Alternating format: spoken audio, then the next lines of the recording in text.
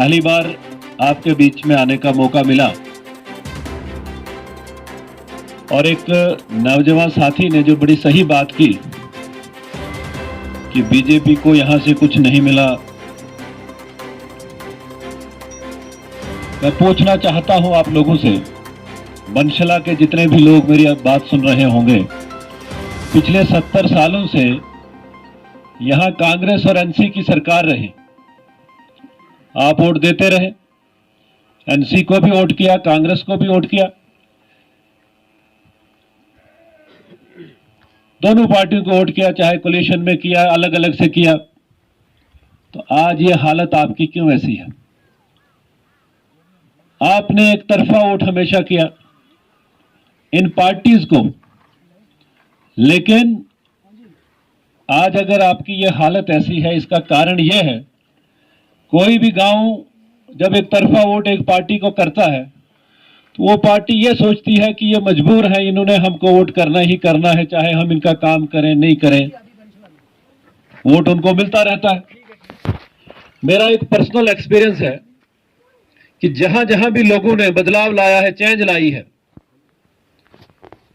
और दूसरी पार्टियों के साथ जुड़े हैं, तो वहां कुछ न कुछ उनके कामकाज हुए हैं। वहां एक पंचायत है जहां से 2014 में हमारे साथ, जैसे आज ये नौजवान साथी जुड़े हैं, ऐसे ही 8-10 लड़के हमारे साथ जुड़े और उन्होंने इलेक्शन में हमें 200 वोट वहां मुस्लिम कम्युनिटी का, मुस्लिम भाइयों का करवाया।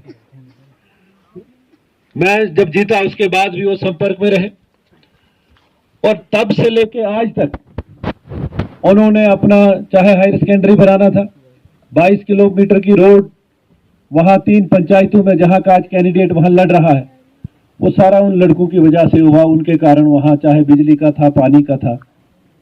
भारतीय जनता पार्टी का ये मानना है, आपको तो नजदीक जुड़ने ही नहीं देते हैं, आपको कुछ और कहानियां सुनाई जाती हैं। जो प्रधानमंत्री जी ने कहा है कि सबका साथ, सबका विकास और सबका विश्वास, वो विश्वास किसका जीतना हमने? वो ऐसे लोग जो आज तक पार्टी के साथ नहीं जुड़े हैं, उनका विश्वास हमने जीतना है। आज मैं इतना चल के आपके बीच में यहां पे आया हूं और इस उम्मीद से आया हूं कि आप भारतीय जनता पार्टी से जुड़िए, शक्ति परिहार से जुड़िए। अपने कामकाज करवाने हैं, इस बनशला की डेवलपमेंट करवानी है। एक बार आप वोट देके आजमा दीजिए, उसके बाद हमारा काम होगा। ये जो भी आपके डेवलपमेंट के काम होंगे, जो भी आपके कामकाज होंगे, वो हम देखेंगे। 2014 में जब सरकार बनी, प्रधानमंत्री जी ने यह कहा कि मेरी सरकार गरीब को, किसान को, मजदूर को समर्पित होगी। अगर मेरे भाई, अभी यहां छोटे भाई ये बोल रहे थे कि बीजेपी ने कुछ नहीं दिया, क्या कोई भेदभाव बीजेपी ने किसी से किया? जो भी सरकार की तरफ से मिला, भारतीय जनता पार्टी की सरकार है। अगर राशन 8 महीने का मिला तो क्या वो हिंदू को मिला, मुस्लिम्स को नहीं मिला? अगर गैस कनेक्शन फ्री में दिए तो वो सबको दिए।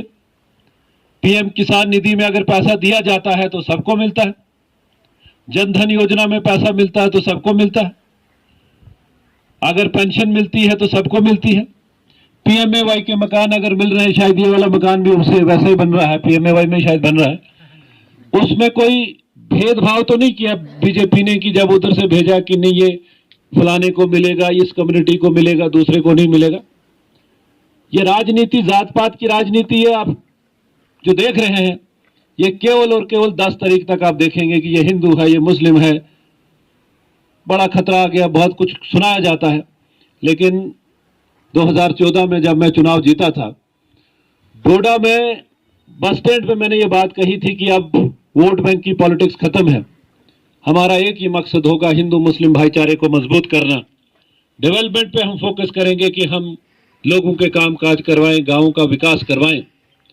अपने कोशिश की, प्रयास किया, लेकिन आप लोग अगर नजदीक आएंगे, जुड़ेंगे, तो हमें भी लगेगा कि नहीं, हमें भी बनशला का ध्यान रहेगा कि उन लोगों ने हमें सपोर्ट की है, वोट की है, इनका आना जाना पार्टी के साथ ये जुड़े हैं, तो हमारे लायक जो भी होगा हम करने को तैयार हैं।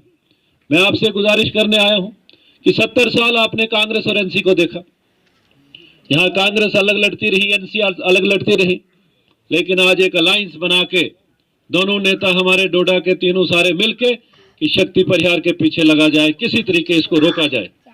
बहुत सारी चीजें हैं, भ्रष्टाचार की बात की है, सही पार्टी जिंदाबाद, श्री नरेंद्र मोदी साहब जिंदाबाद, श्री परिहार साहब जिंदाबाद, परिहार साहब आगे बढ़ो, हम तुम्हारे साथ हैं, परिहार साहब आगे बढ़ो, हम तुम्हारे साथ हैं, परिहार साहब आगे बढ़ो, हम तुम्हारे साथ हैं।